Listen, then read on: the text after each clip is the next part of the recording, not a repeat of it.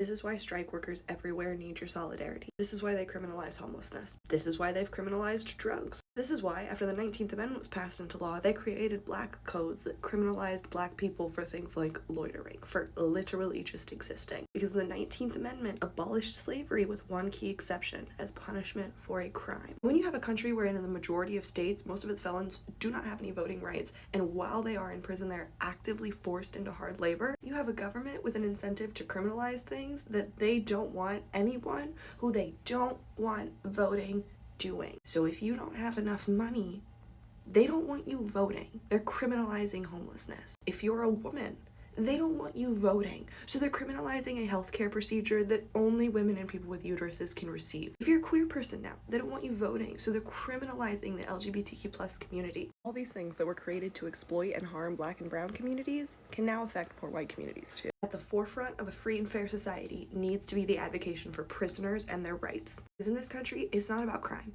It is about making you do shit. NYP is focused on Alabama here because out of all of the states, Alabama brings in the most profit, renting out their prisoners to these outside companies, but many other states do this too.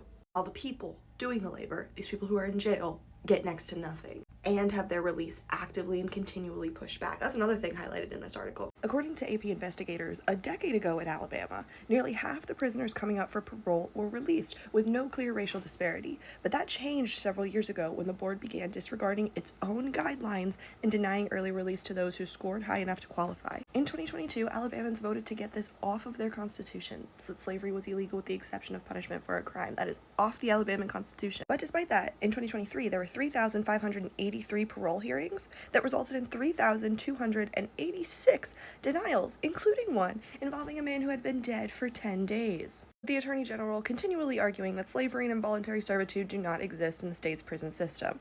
Clearly a lie, and not what the constituents of Alabama voted for or want. If a felon can run for president and win, felons should be entitled to being paid for their labor, to being released when they say that they are going to be released, to voting rights across the entire country the moment they are released, and the abolition of for-profit prisons completely. These need to be gone. Support your local workers on strike, because this free prison labor and company towns are the end goal. Anyway, if you do read this article and you're looking for other recommendations, Slavery by Another Name by Douglas A. Blackmun,